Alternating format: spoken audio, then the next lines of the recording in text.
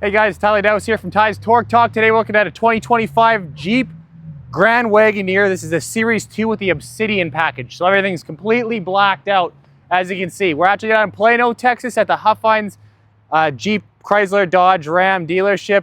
Billy was nice enough to give us the vehicle for the day. So if you're in the area, you need a new ride, reach out to him down below there. But anyways, Jeep Grand Wagoneer. These guys have been started out in 1984, went through to 1991. With that iconic wood paneling on the side. Thankfully, they didn't bring that part of it back. This looks a little bit more modern, newer, more powerful, all that. They ditched the old V8. We're in with the twin turbo V6 Hurricane engine now. But anyways, today we're gonna go look around the exterior, hop inside, go for a test drive, see how it performs on the road. Let's get to it.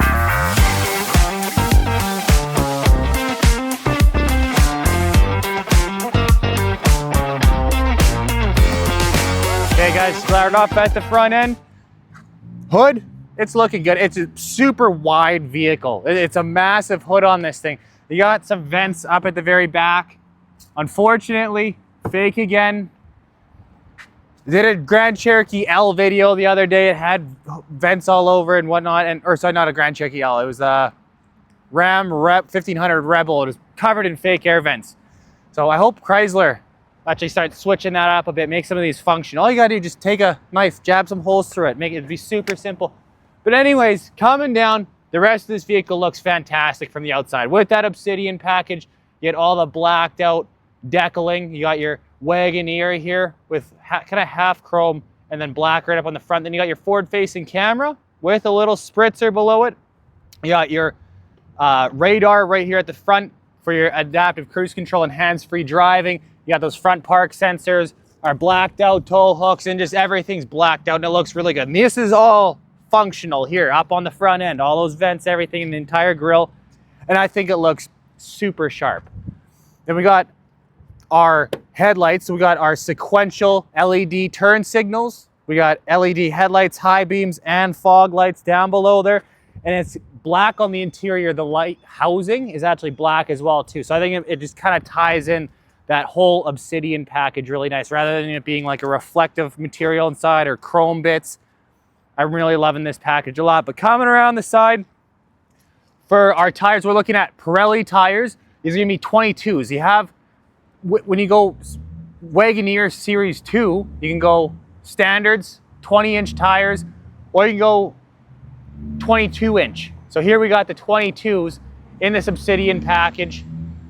And amazing. And the nice thing is with these, even though they're such a huge wheel, sorry, we got a loud vehicle passing by, but even though it's such a huge wheel, it's still very quiet on the interior. You don't get a whole lot of wheel noise, and you barely feel the bumps because this guy has the Quadra-Lift air ride suspension. So it's a 4-corner air ride suspension, which you can adjust even from the key fob.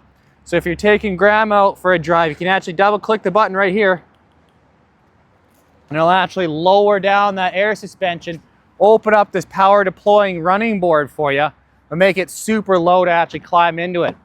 But if you even come look up close at how wide this running board is, it's actually the largest or widest, in its segment.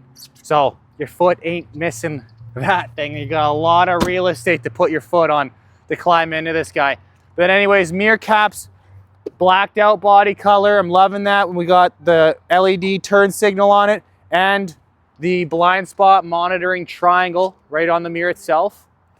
And of course, all the doors are connected with the proximity key. Actually, I didn't really get into detail with this. The key, it's a very clean looking key fob. It's actually the same key fob as the Jeep Grand Cherokee, which is, I've actually mentioned in a previous video I've done, is probably one of the nicer looking key fobs out there, in my opinion. It's got good materials. You have actually real metal on it. It feels very premium.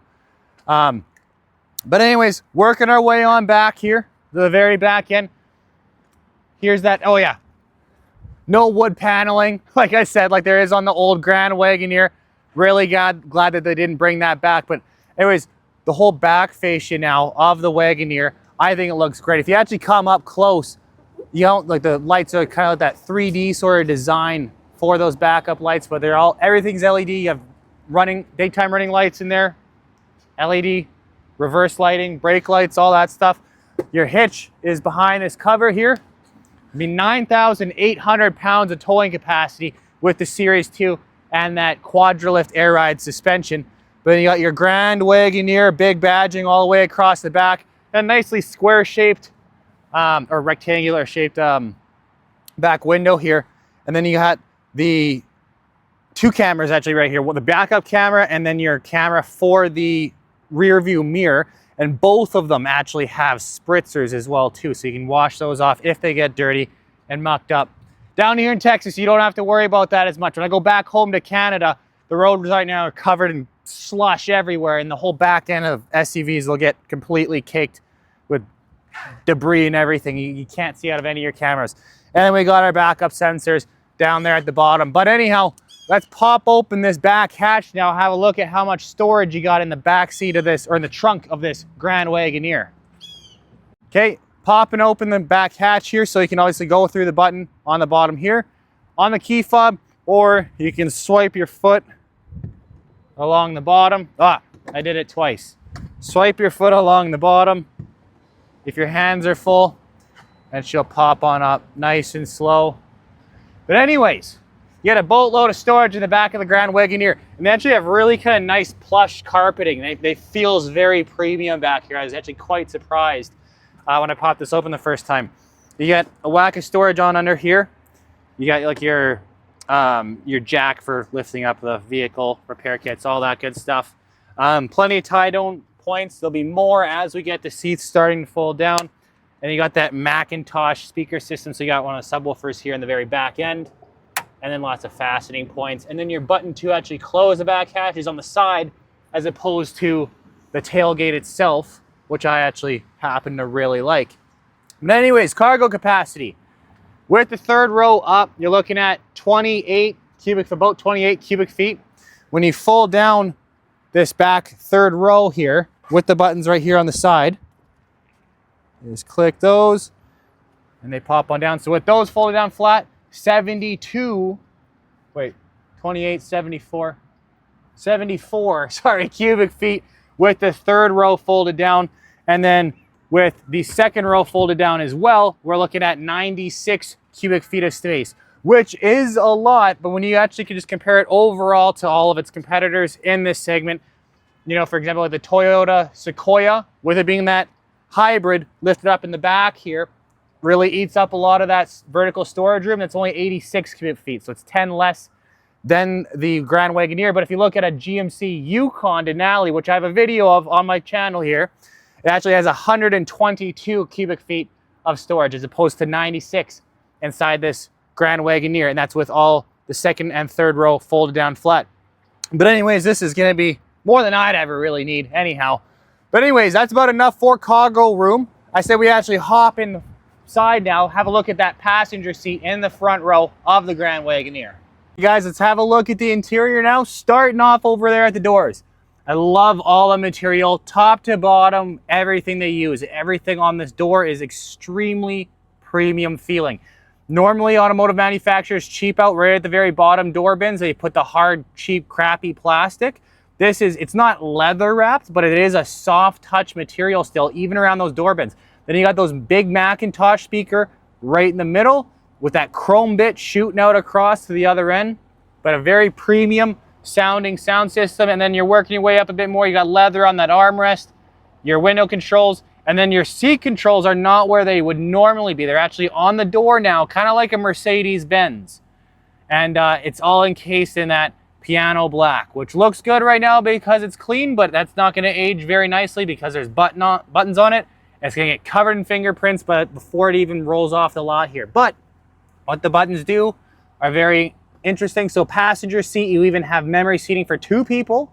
And to the right of that, you even have your massage seat button encased in the piano black there, which will go into more depth when we get to the screens. And then you have all of your controls there for your seat, and you can even adjust the headrest from the button there. But anyways, work your way on inside here. Down the bottom, right where those seat controls would normally be, you got your Grand Wagoneer badging. You got your Wagoneer badge sill plate to greet you as you're coming into your Wagoneer. And then we got these amazing Series 2 extremely comfortable seats here. Look how premium these headrests look. The amount of padding inside of these headrests.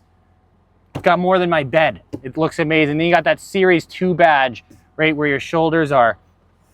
Very premium, looks amazing.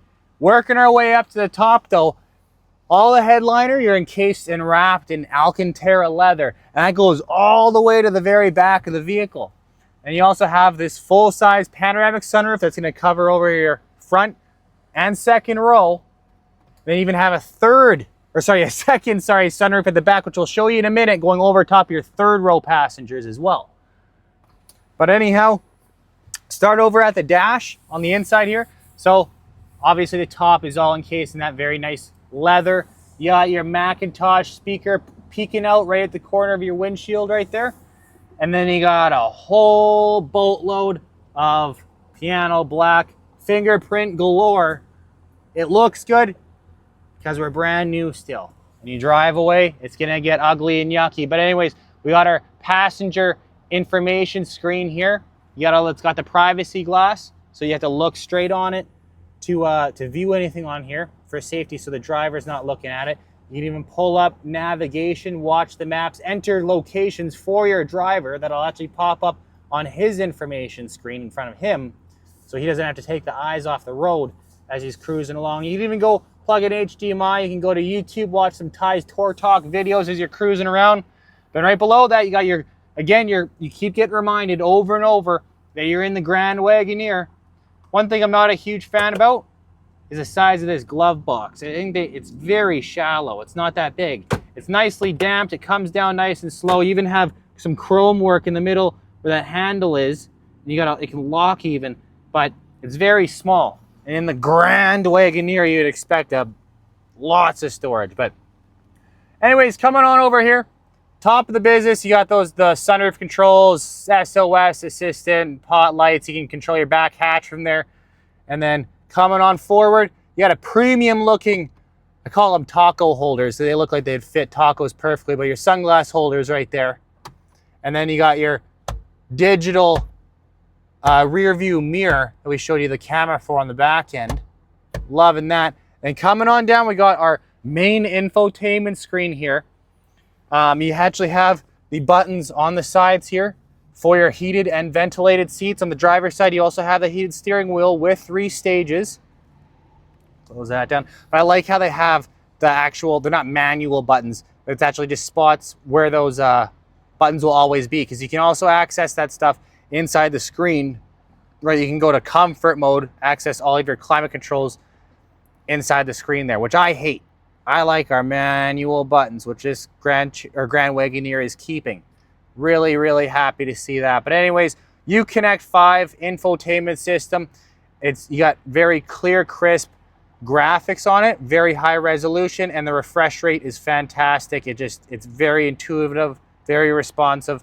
It's an infotainment screen that I happen to really like. And you can customize a ton of stuff in here. You can even go in here, do your ambient lighting. You can control exactly what colors, where the colors are popping out of. You can do your top and bottom in different colors. You can go red and yellow, white, blue, all that fun stuff. You can sync them, whatever you're feeling, whatever mood you're in for that day, you can customize it. But then also, you got our 360-degree backup camera here. So here's the backup cam, 360 on your left-hand side. We got the door open here, so that spot is blacked out, but that's fine. You got all the buttons on the bottom. You can go full backup, full forward-facing with 360. We'll keep it on our first option there. All HD, everything looks very clean and crisp. It's a great backup camera. As we're working our way down, like I mentioned before, manual climate buttons, I'm loving it. But then you actually have a full screen here dedicated to comfort settings in this Wagoneer. So you can go front seats. You can choose how you want your climate control setting, bottom line. So you can actually access your massage seats from the button on the door or on the center screen here. And that'll be for both front passengers. I like keeping it on the waterfall. That's where I keep most of my tension there.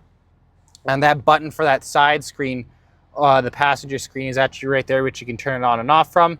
Then you have some safety features, your traction control. You actually have that self-park feature, so you can do parallel parks and back-in parks. My wife loves that one because she hates parallel parking.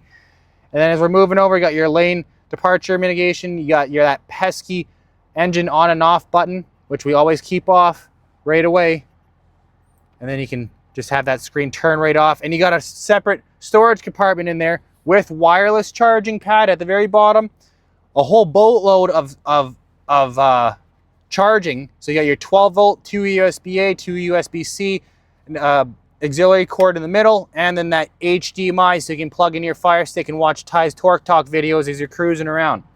We'll keep that closed up with the screen on for now. And then working your way back a little bit more, you have your drive mode selection, which we'll show you the animations for in a couple minutes here when we come around to the driver's side.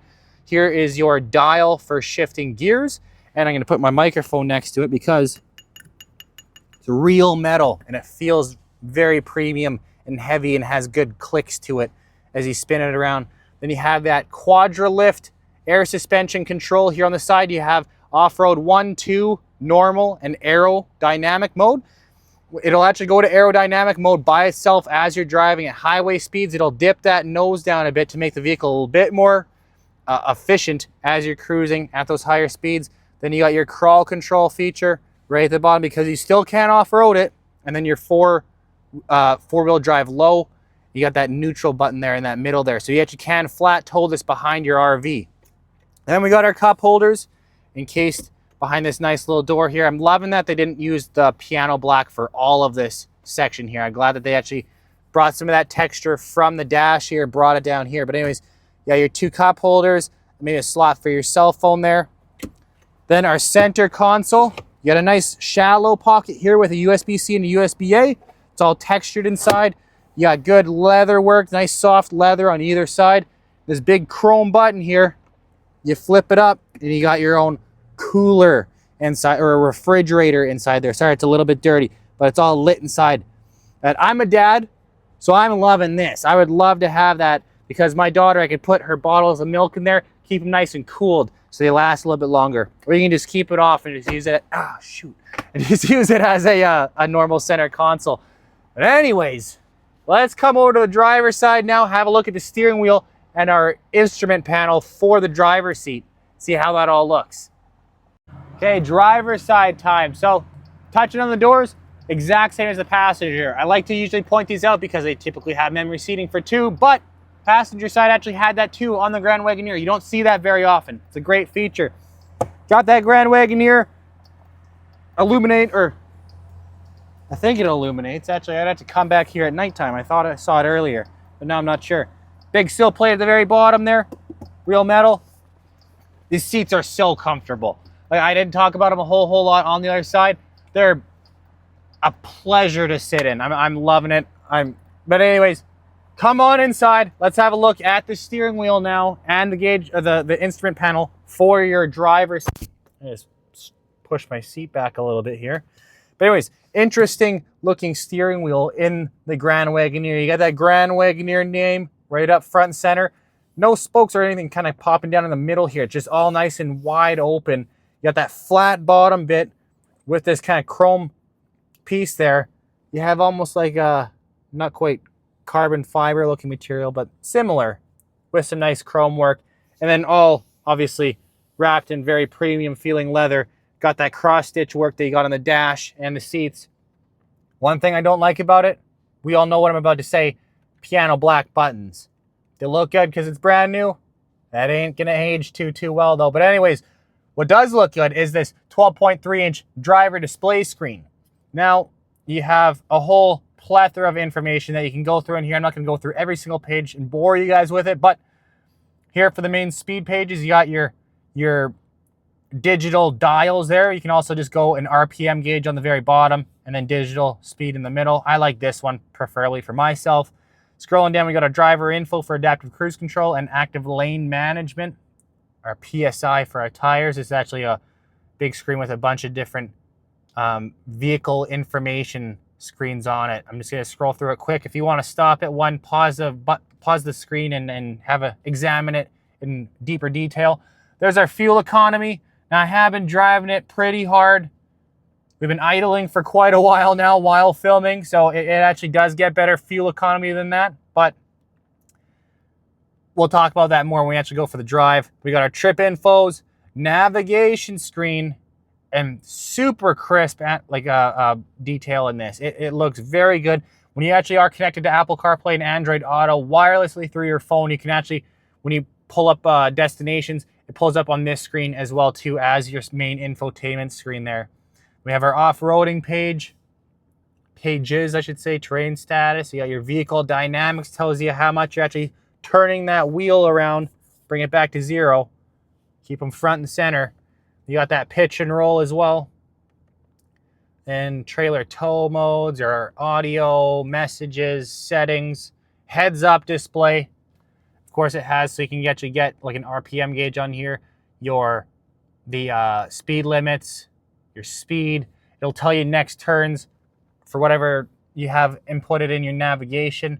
And then back to our speedometers. One more thing I do want to show you on that display screen there is our animations for the different drive modes. So we'll start off at, oh, wait one sec here. Oh, this is the rock crawl mode. So you actually have to shift to 4 low for that one. Then you have snow mode, auto, sport. We actually skip past one, the sand and mud as well too. But we're just gonna keep it in automatic mode here. We'll switch it back over. We'll put it on sport mode when we go for a test drive here. We're gonna go off-ride. Oh, when I went to the rock crawl one, it started raising the suspension and everything like that. So we're actually on the off-road 1 setting right now. But anyways, oh yeah, I forgot, right-hand side of the steering wheel, my bad, is your cruise control options. You got your adaptive cruise control encased right there. This one, so it is missing one feature that you're all probably hoping to see here, which would be the night vision mode, which you get on your driver display screen here. This one doesn't have that one particular option in the Series 2. When you go up to the Series 3s, it is standard equipment across the board. And it also has the pedestrian and animal detection feature on that as well, where it'll circle hazards in a big yellow box and make it super apparent and obvious for you. But anyways, let's go on over to the back seat, see how comfortable your rear seating passengers are in the Grand Wagoneer. Hey guys, back seat time. Doors, no memory seating, but you still have all those super high-end materials here. You still don't even have that cheap plastic feeling at the very bottom. And you also got privacy shades for your rear passengers. Still that super nice Macintosh speaker, even with that chrome work shooting all the way across. I love how they brought that front seat luxury to the back end. And you get these super nice seats too as well. And they're just as comfortable as the front. They just don't have that Series 2 badge on there, but I'm not gonna dive into that. That's okay. Back here, seating position is really, really nice. I got a good amount of headroom. I got lots of leg room. These seats are so comfortable, but lots of leg room. The seat can go forward and back, and I can also recline it as well too. You have your own pot lights all over the place. You even got vents here on the side, on the pillar here. And then big door pocket or seat pockets. I don't like how this is piano black here, because even getting in and out a couple times, I keep going to grab right here and I keep fingerprinting it up. You can see it getting dirty and dirtier. But I'm gonna awkwardly climb over to this other side here, because we got the captain's chairs in the middle row of this Wagoneer, and this is kind of like feels like a nice executive type package. But you have that kind of same style center console here for the back. You get those charging ports, same exact pocket. The only difference is it's not a refrigerator in the back. The front only has a refrigerator, but I like how much storage room you get in here. It goes super deep. You get lighting inside there. You kind of need if there's more charging ports inside here, kind of tucked away, so you don't have to have all of your charging exposed outside here. I always call it the bird's nest sitting around. This is really cool though. You get your own little screen here for the back seat, all encased in my favorite piano black, which they keep bringing everywhere. But you don't have the massaging seats, but you do have heated seats or ventilated seats with 3 stages for both. You got your own, it's a quad zone climate control. So either side here can control their climate, and then you can just turn the screen off if it's bothering you and too bright. You got some more vents right out here in front. Down below there, you got your USB-Cs, USB-As, a home power source, and another 12 volts. So no one's losing charge in the back seat of this Wagoneer. But I want to show you that third row now and how you actually climb in there. So if you step out of the vehicle there, there's a button at the top of this seat. If you click this down, it'll slide the seat forward a bit. And you can climb in nice and easily. Unfortunately, I'm not over there, so it's a bit more awkward for me. But come back, look how much room I have back here. So like I mentioned before, you got your own dedicated sunroof back here. And even with having a sunroof, I have enough headroom. It's a little bit snug, right? I can get like a finger in between my head and the roof, which for a third row is actually pretty good. I'm happy with that. And I've also got a lot of leg room. I got a good amount, and those seats, you know, if you got maybe slightly shorter person in the middle row, they can slide it forward a little bit more. But even with it reclined all the way back, I still have a lot of room and I can stretch my legs out a little bit. So it actually would be comfortable back here to do a full-on road trip. But you even get all this nice leather padding in the back. You have a spot for your phone or whatever device, a nice cup holder. But I love how they actually brought that stitching and a leather portion back here. Usually it's hard plastic with like a little bit of kind of soft touch, usually not actually leather wrapped. Got a little vent here. You got the buttons you can actually recline your third row seats with. And then some charging outlets there on the side. But that's mainly it now for the whole back seat of this Wagoneer. I said we go pop the hood, have a little chat about that Hurricane engine that's powering this big boy. All right, guys, pop in the hood, strut assist lifting up. You got your Wagoneer sill plate here greeting you when you come into the engine. Born in the US, or born in America, but this is it. So this is the 3-liter inline 6 twin turbo Hurricane engine. You got a nice tasteful looking engine cover with some carbon fiber kind of bits on either side of it there. This guy is pushing out a whopping 510 horsepower, 500 pound-feet of torque.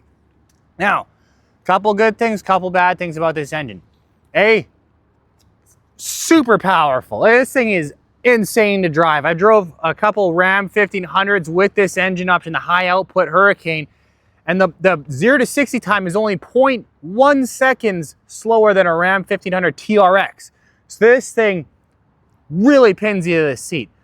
But here in the Grand Wagoneer, it actually requires premium fuel. So if we're comparing it to, you know, like a GMC Yukon or a Ford Expedition or a Toyota Sequoia, other mid-size full-size SUVs in this segment, this is probably actually gonna be the worst on gas when it comes to total value, right? Like, I mean, you look at the GMC, it's still carrying the big V8, the big 6.2. Now, when you actually compare numbers, MPG-wise, this is probably a little bit better. I don't have a chart right in front of me. I'm assuming that this is a bit better than that gas-guzzling V8, but in the end of the day, this unit costs a lot more to actually run because you have to fill it with premium fuel. But anyways, I say we actually get behind the steering wheel now because I didn't have to fill up this gas tank. So let's go hammer down on that gas pedal, see how quick this Hurricane engine actually is. Okay, everybody. Leaving the dealership here in 25 Grand Wagoneer. Kind of neat when you actually turn on your signal. It has cameras pointed on the sides of the vehicles there, and I'll actually show you my right-hand side right now because I got the right signal light on. Right-hand side camera facing backwards to show you your blind spot on the screen there. But anyways, let's get this into sports mode. Coming around the corner. No one behind me, so we're going to brake torque it. Oh, yeah. Holy cow.